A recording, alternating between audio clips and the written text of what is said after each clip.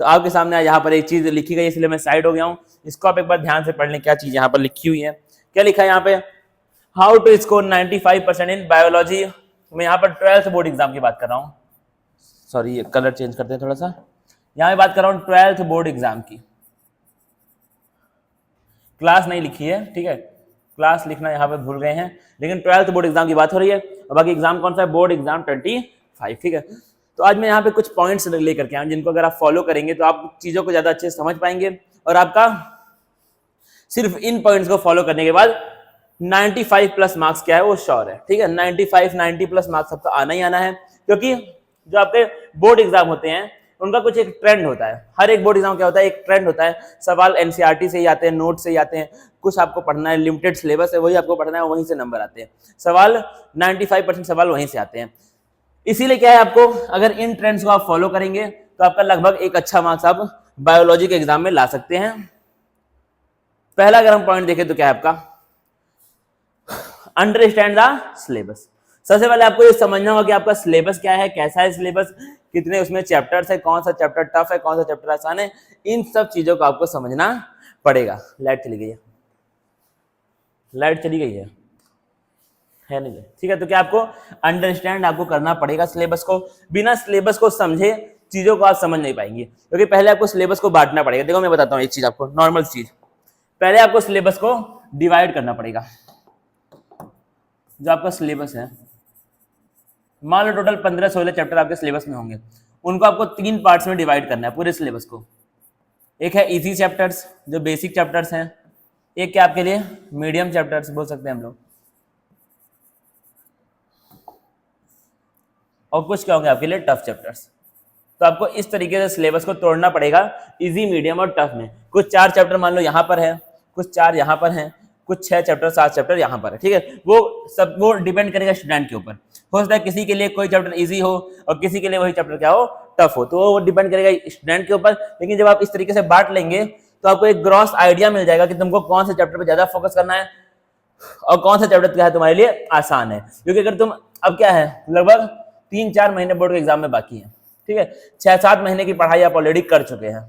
जिसने बिल्कुल नहीं पढ़ा है भाई उसके लिए तो दिक्कत है थोड़ा सा, ठीक है। यहाँ मैं उसकी बात करो जिसने थोड़ी बहुत पढ़ाई की है, या फिर जिसको एनसीईआरटी थोड़ी बहुत आती है, मतलब जिसने क्लास में ध्यान से सुना है, पढ़ा नहीं घर पे जाके, वो एक अलग चीज है, वो आप मैनेज कर सकते हैं अब, क्योंकि 3-4 महीना बहुत होता है। अगर 3-4 महीने में तुम एनसीईआरटी को, अगर तुमने एक बार क्लास में चीजों को ध्यान से सुना है तो तुम एनसीईआरटी को आराम से खींच सकते हो 3-4 महीने में। कोई बहुत हाई फाई बातें नहीं होती है, ठीक है। आराम से अपना यूट्यूब खोलो, लेक्चर निकालो, कोई ऐसा टीचर मिले जो एनसीईआरटी बेस्ड पढ़ाई वहां पर करवा रहा हो। अगर तुम उसको देखोगे अच्छे से, ईमानदारी के साथ, समझ में आ जाएगा, बहुत टफ नहीं होता। अगर एक बार ऑलरेडी क्लास में पढ़ा है या फिर कहीं पर भी जहां भी आप जाते हैं कोचिंग इंस्टीट्यूट में, वहां पर अगर आपने एक बार ध्यान से चीजों को सुना, एक आपको ग्रॉस आइडिया अगर है तो। बाकी क्या, तो अब आप 6-7 महीने में आप इतना जान चुकेंगे कौन सा चैप्टर आपके लिए टफ है, कौन सा टफ मतलब कौन सा जो आपने पढ़ा नहीं है, वो क्या होगा आपके लिए टफ होगा। और कुछ चैप्टर ऐसे भी होंगे जो पढ़े हैं लेकिन आपको टफ फील होते हैं। तो क्या है, कुछ चैप्टर आपके लिए टफ होंगे, कुछ मीडियम होंगे और कुछ क्या होंगे आपके लिए आसान होंगे। इस तरीके से आपको डिवाइड कर लेना है अपने पूरे के पूरे सिलेबस को। इससे आपको बहुत फायदा मिलेगा। ये एक बहुत ही फायदेमंद चीज है, ये बच्चों ने किया है, ये हमारे ऑफलाइन के बच्चों ने किया है और उनको फायदा मिला है। तो इसको आप प्लीज अप्लाई करें, और आज से अगर लग जाओगे तो चीजें हो सकती हैं। सबसे इंपॉर्टेंट पॉइंट मैं आपके लिए यहाँ पर 9-10 पॉइंट लाया हूँ। कम से कम कितने पॉइंट होंगे, लगभग 10 पॉइंट्स है, ठीक है। उसमें से सबसे इंपॉर्टेंट पॉइंट आपका ये वाला है, मोस्ट इंपॉर्टेंट डाल दे रहा हूं, एमवीपी। ये पॉइंट क्या है, यहाँ का मोस्ट वैल्यूएबल प्लेयर है। इस पॉइंट को आपको फॉलो करना है। सबसे पहले क्या, एनसीईआरटी इज द की।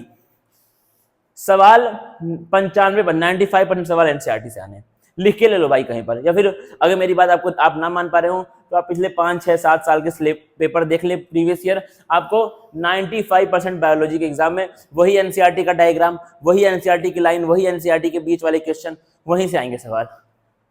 तो बस एनसीईआरटी को फॉलो करो। एनसीईआरटी की बुक आपके पास अभी तो होगी मेरे ख्याल से, वरना भाई तुम्हारे पास फोन है, लैपटॉप है और भी टैबलेट है, तो वहां पे आप एनसीईआरटी की वेबसाइट है, एनसीईआरटी का ऑफिशियल वेबसाइट, वहां पर जाएं, बुक को पढ़ें। अगला पॉइंट देखना, अब क्या लिखा है, फोकस ऑन डायग्राम्स। अब अगर आप देखेंगे 5, 10, 15 साल के पेपर तो आपको मिलेगा डायग्राम बेस्ड सवाल आने लगे हैं। और डायग्राम तो भाई बायोलॉजी की जान डायग्राम ही होती है, तो तुम डायग्राम्स के ऊपर एक बहुत बेहतरीन फोकस करो, डायग्राम्स के ऊपर प्रैक्टिस करो।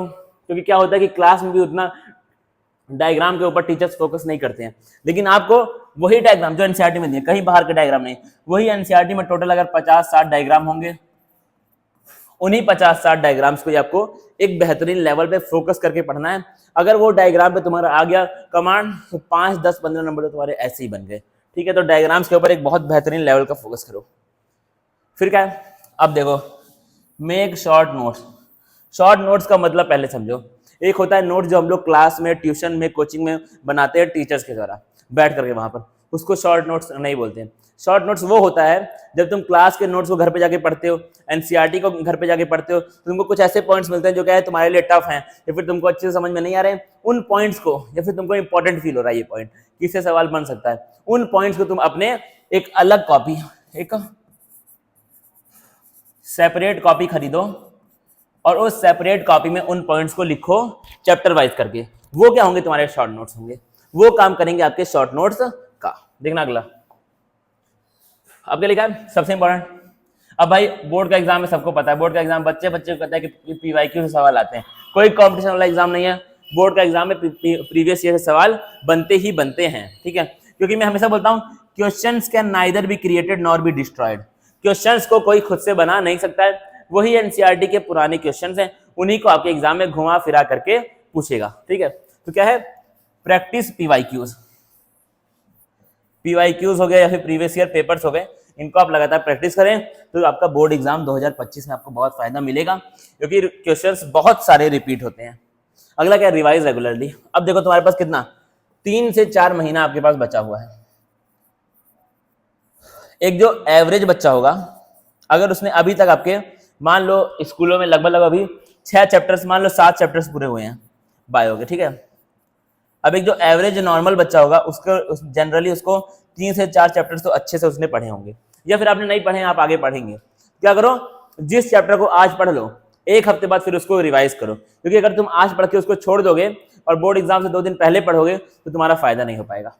फिर तुमको फिर से क्या हो जाएगा, फिर ऐसा लगेगा कि तुम उसको रॉ पढ़ रहे हो, फिर से तुम उसको नए सिरे से पढ़ना शुरू कर रहे हो, तो वहां पे आपके लिए दिक्कत हो जाएगी। इसीलिए क्या है, रिवाइज करते रहो भाई, रिवीजन बहुत इंपॉर्टेंट है।